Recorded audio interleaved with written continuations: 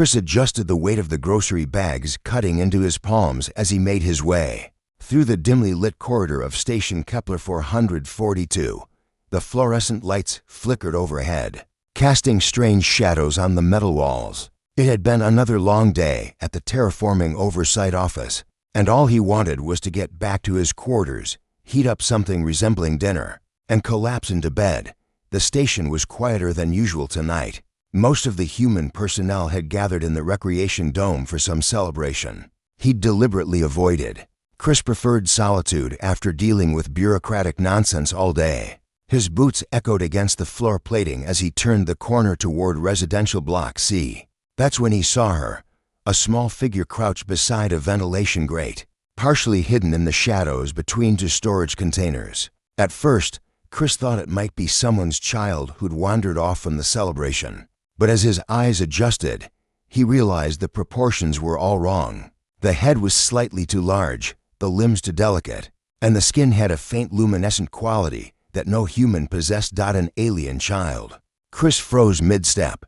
The girl he assumed it was, a girl based on the delicate bone structure, stared directly at his grocery bags with enormous eyes that reflected the corridor lights like a cat's. She couldn't have been more than the equivalent of 7 or 8 Earth years, though with the Zithian species, it was hard to tell. Her skin shimmered between pale blue and silver, and she wore what looked like an oversized maintenance jumpsuit that pooled around her tiny frame. The little alien didn't move. She just stared at the bags with an intensity that made Chris's chest tighten. He knew he should report this. Station protocols were clear about unregistered alien minors in human sectors. The Zithian refugees had their own designated areas after the war, and there were rules about cross-sector movement. But something about the way she looked at those bags, not at him, but at the food, made him hesitate.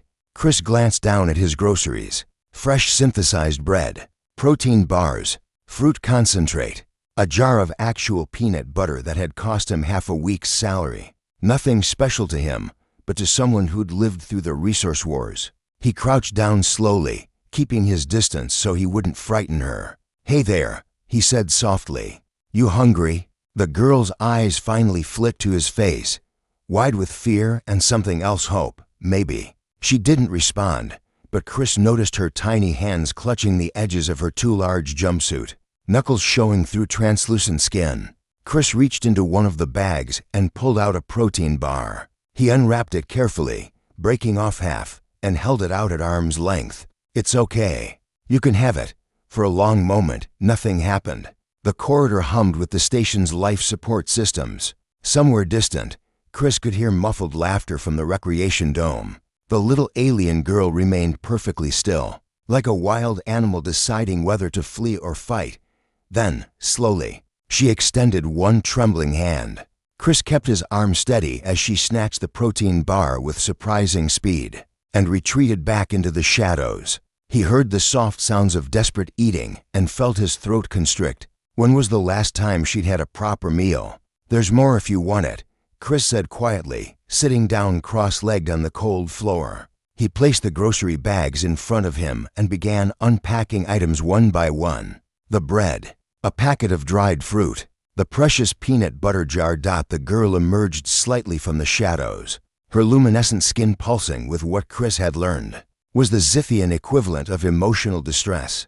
She was so small, so fragile. The war had ended 8 months ago, but clearly, some wounds ran deeper than treaties and ceasefire agreements.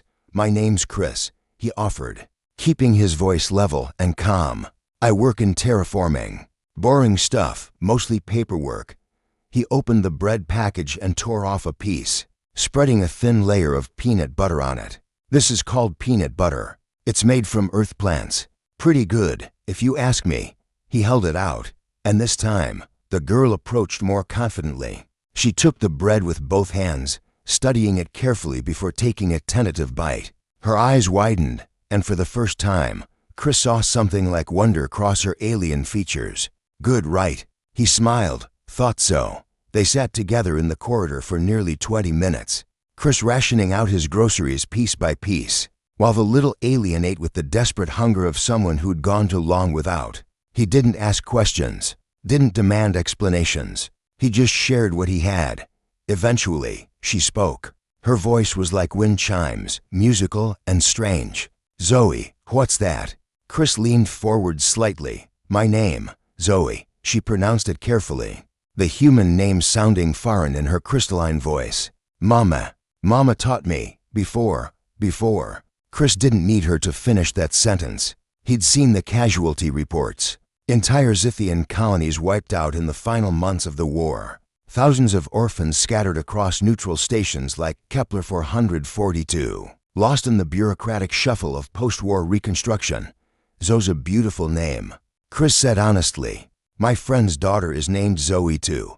The girl Zoe nodded solemnly, clutching the remaining piece of bread like a treasure. Her luminescent skin had stopped pulsing so frantically, settling into a soft, steady glow. Chris knew what he should do. Follow protocol. Report the unregistered minor. Let the station authorities handle it through proper channels. But he'd worked in bureaucracy long enough to know what proper channels meant for orphaned, refugee children, overcrowded shelters, inadequate resources, lost paperwork, kids falling through cracks that swallowed them whole. He made a decision. "Zoe, how would you like to come with me? I've got a spare room. It's not much, but it's warm, and there's more food. Real food, not just rations." He paused, meeting those enormous eyes. "You shouldn't have to hide in corridors." Zoe studied him for a long moment. Her alien mind processing his offer through whatever framework a traumatized child uses to evaluate trust. Finally, she nodded, a very human gesture she must have learned from watching station personnel. Chris gathered his remaining groceries and stood, offering his free hand. Zoe stared at it, then slowly placed her tiny, three-fingered hand in his palm. Her skin was cool and smooth, like touching polished stone. As they walked together toward his quarters, Chris realized he'd just complicated his life considerably. There would be paperwork, interviews, background checks, the whole nightmare of station bureaucracy he'd tried to avoid. But as he felt the small hand gripping his own with desperate trust, he found he didn't care. Humanity had waged war across the stars, built impossible technology, and claimed dominion over distant worlds. But maybe the most human thing they could do was this simple act, sharing what they had with someone who had nothing. "Come on, Zoe," Chris said gently. "Let's get you home."